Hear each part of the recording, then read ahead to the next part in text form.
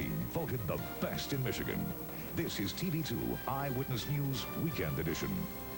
Good evening, I'm Huel Perkins, sitting in for Vince Wade and Jennifer Howe. Our top story tonight, tragic news that hits very close to home. One of our own is dead. TV2 anchorman Gary Cubberly died today, apparently of natural causes.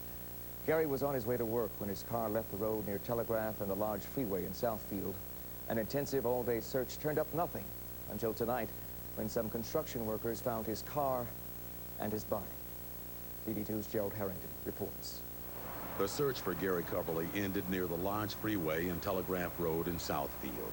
His body was found inside his black Mercedes, slumped over the front seat, buckled up, and the ignition still on. There's absolutely no indication of any foul play. The only damage is to the front of the vehicle. The damage is consistent with the vehicle simply leaving the roadway and crashing into the ravine. The massive hunt for the missing anchorman included a helicopter search of Oakland County, the roads from his Northville home that led toward Channel 2, and an all-points bulletin to law enforcement agencies in 10 surrounding counties. The alarm was sounded when Cubberly failed to show up for work this morning. Police believed what a wife knew, that something was drastically wrong. He would never, ever do this. I mean, this show is very important to him. He's only been doing it for 3 weeks.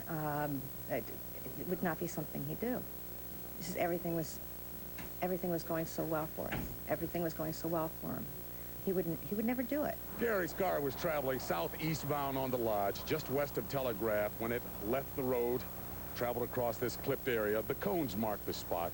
Police say it traveled down into the ravine, up the other side a few feet, and then it rolled back to rest. I drove up here with the little Bobcat, wanted to pull that post.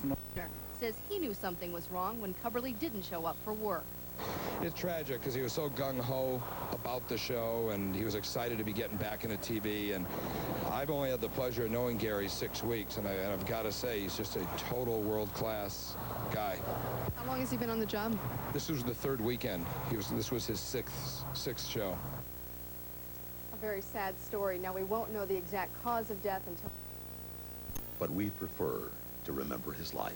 Gary's someone who was always up, always had a good word to say, and you know, getting to meet him was a real exciting time because he brought a lot of new energy into the newsroom, and right now my heart, and all of our hearts, I'm sure at TV2, go out to his wife Judy and his children. In Southfield, Gerald Harrington, TV2 Eyewitness News. Gary is survived by his wife and 3 children. Funeral arrangements are still pending, of course. We will let you know as soon as they are set.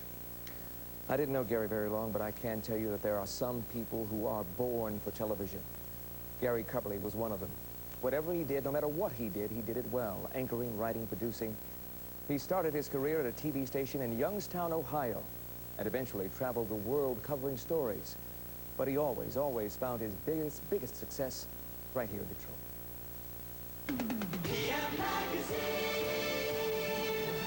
Good evening, I'm Maddie Majors. And I'm Gary Cubberly, and welcome to PM Detroit. You know, Gary Cubberly first signed on with TV2 in 1980. With his quick wit and ever-present smile, he was soon tapped as the co-host of PM Magazine.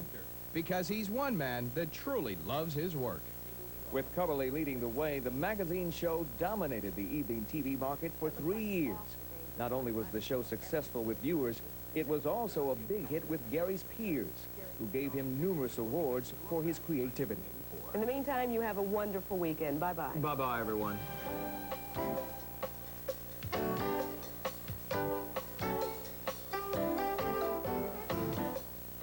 But it was the Emmy-winning program Sunday Times that gave Gary the most pride. At the end of this year, this neighborhood on the east side will no longer exist. In its place, a new Chrysler factory will be constructed. 800 households, 100 businesses, and a number of small churches will be forced out. For 30 minutes every Sunday, Gary was given free rein to confront issues, examine difficult problems, and sometimes find solutions. But there are a number of residents who've lived here for decades, who remember better times, and who, if had a choice, would want to stay. Don't you let no woman, don't let no woman